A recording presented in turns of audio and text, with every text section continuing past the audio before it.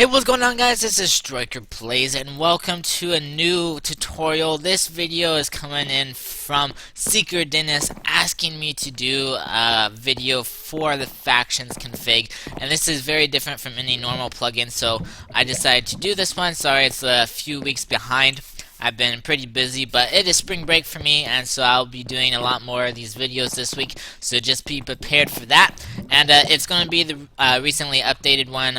It works on the 1.9 and any other servers it should work on. So unless you're using the 1.7 version for your faction server, it's going to be a little bit different, the config, but this is going to be the most updated one. So hope you guys can understand, and hopefully I can explain it well. So let's hop right into it. Here we are in the FTP Access, so I'm using FileZilla to access the files, but I can use your regular FTP built into Minecraft.pro. But once you installed your Massive Core plugin and your Factions plugin and the plugins folder, it will load a folder outside the plugins folder. I know it's kind of confusing, but normally if you install a plugin, it loads it inside the plugins folder. But this actually loads it outside the plugins folder, and it's called the imp store, and it's going to be where you first log in to your FTP, basically. So you're going to have your world, and then plugins and imp store. So let's hop right into it. Imp store. You don't really have to worry about the factions board or the factions unless you want to do some editing with the safe zone and war zone title. I will show you that right now. So say you claim war zone for your server, for your faction server, that is. And the faction is the transfer. Alright, so here we go. This is the name, as you see, Warzone. And if you want to edit the title, feel free to do that. So I'm just going to put PvP enabled. There we go. So PvP enabled, and you can set your flags if you want it open, permit. I'm going to do power loss, defaults, yes, monsters. No, I don't want monsters. Oops. Don't want monsters to spawn in Warzone just in case it explodes stuff, and explosions, don't want that. And we don't want offline explosions either. Fire spread, we don't want that either. So after you can scroll all the way down here if you want to. This doesn't really matter down here because no one is going to join the Warzone. So after you did that, make sure you save your files. It's going to ask if you wanted to save it. So yes, we wanted to save. So if we come in here, if we do here, yes, go away. Alright. So if you come in Minecraft, you do /fmap, I'm going to claim my spawn. This is on my 1.9 server, by the way. And I'm going to claim my spawn for Warzone. So I'm going to fjoin Warzone. I need to fadmin that. So I want to join the Warzone. So I've joined the Warzone, and now I'm going to claim the spawn for the Warzone. So what I'm going to do is claim square. This stands for, you can do a /f claim, either you want to do just the one chunk or the fill in or auto as you walk around. But I'm going to do a square. And I'm going to claim 8 chunks. So if we do /fmap, you can see the Warzone. So this is all Warzone.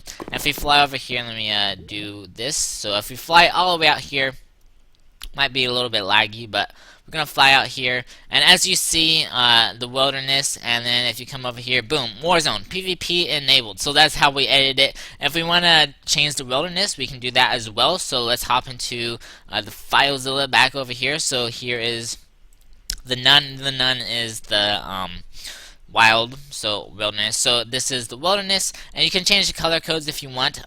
Make sure to copy and paste this. Because it's a little bit different than just the and, because it's a little setup, it's using the JSON files. So say you want to edit this, so I'm just going to edit this right here, and I wanted to say wilderness description where the action happens.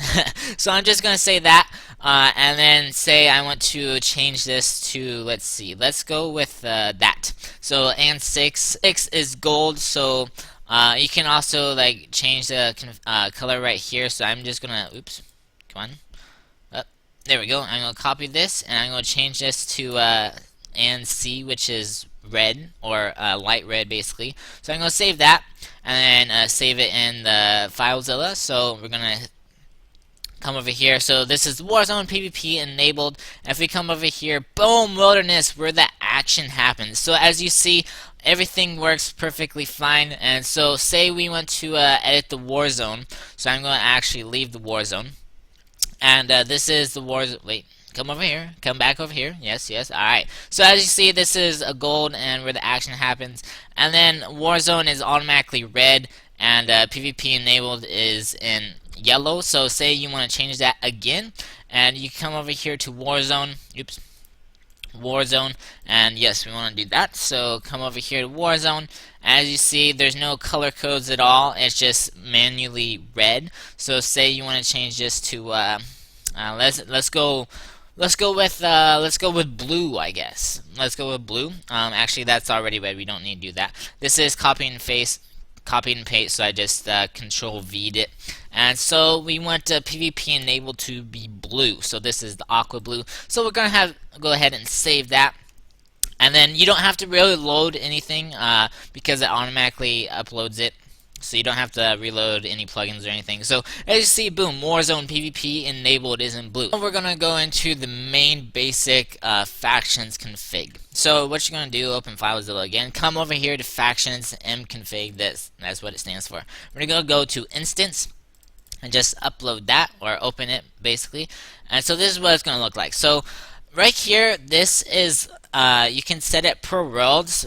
I have not figured this out. I asked the dev about it, and he hasn't responded to me yet. So if I do figure out how to do factions per world, I will let you guys know. I tried a whole bunch of different things, but you have to follow the JSON code.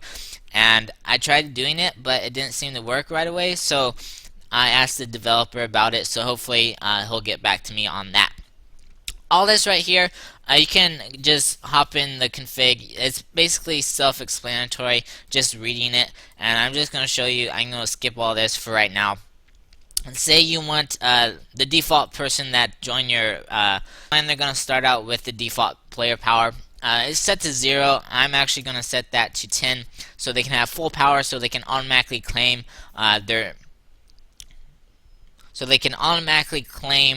whatever they want. So I'm going to set that to 10, and you can set the max power. I'm going to set it to 20 because I'm running 1.9 server. I want everyone to claim whatever. And then the min power is 0. That's automatically. So I'm going to actually change the per death to -4 since I have more max power. This is all up to you guys what you want your server to have. And this is, you can leave your faction with negative power if you want to leave your faction, because if you die, say you have negative power, and then yeah. So you can change the faction length tag. I'm going to change this to like 20, I guess. So put it to 20, and then claims must be connected. I don't want claims to be connected because people like to claim like here and there. Say you claim a spawner and then your base. So I'm going to set that to false, and this is, a lot of people like the claims not to be connected. Claims can be unconnected if owner by other factions. So I'm going to leave that to false, and then claiming from others is allowed. You can like overclaim basically. So if you want overclaiming, just leave that to true or false, whatever you want. And have homes enabled. Just all this stuff right here is just like the typical faction stuff. I don't edit it because I think it's fine. So just read it yourself if you want to do that. And oh, this is the commands. When you enemy faction, you can't do like /home or whatever. You have to have an E in front of it. But you can change that right here because it's already. These are the denied commands, but I want my players, if they're in an enemy faction, I want them to be able to use the E-home, E-set-home, E-TPA, stuff like that. So I'm just going to highlight these and remove all those. And boom, there we go. It's all removed. So now players can do /E-home in enemy territory. So make sure you edit that if you want to do that. So everything else is pretty much the same. This is just for your faction. As you see, the green and ally light purple. You can change this if you want, but personally I don't change it because everyone who plays factions recognizes the dark purple is ally, and then the truce and your faction is green. So I just leave it the same because if you change the color, it might like totally confuse everyone. And these are the prefix. If you want to change this, that's totally fine. If you want like stars or something, just copy and paste it from an online source. Just like say you want like, I don't know, a sword or something. I don't know. Just up to you guys, whatever you want for your prefixes. So like if I go back in game, look, I'll show you real quick. So if I do f create test, and then if I say hi, as you see, I got the little asterisk like that in front of my name because I'm the owner. And if you invite people to your faction, oh, what was that? If you invite people to your faction, then you can like change this and minus, plus, asterisk, you know. That's all you want. Alright, so handle exploits of the obsidian generators. I just leave all this to true. If you want factions to handle another portal traps, that's totally up to you. So basically, this is all up to you, whatever you guys want. Just leave it. If you don't want to change anything, I just leave it by myself, and my server is fine like that. So I'm just gonna scroll down here. Everything else seems to be fine. If you want people to open, or you cannot open chests.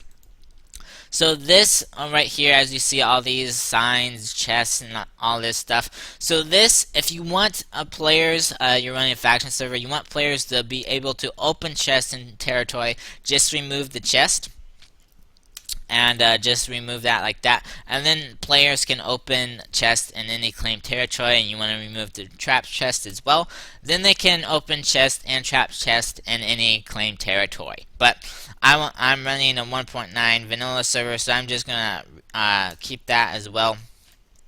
And a trapped chest. So there we go. That's if you want to remove it, then just remove it and save it. So I'm just going to put that because I'm running a vanilla server. So everything else, say you want people to open dispensers, chests, all this brewing stands, enchantment tables. If you want people to open that, then feel free to remove that as well. Make sure you remove the trap chest and chest if you want players to open the chest and claim territory. Make sure you remove those. And everything else, these are just the types of monsters. I just leave all that the same because it's totally fine.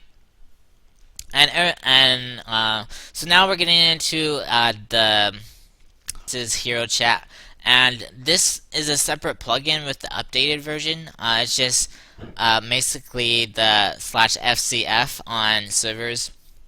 They for the newer versions, they made it a different plugin. So if you want something like that, then you have to go get. I think it costs money. I think, but there is another plugin called Faction Chat, I think, and it will hook onto the factions, and it should work fine with that.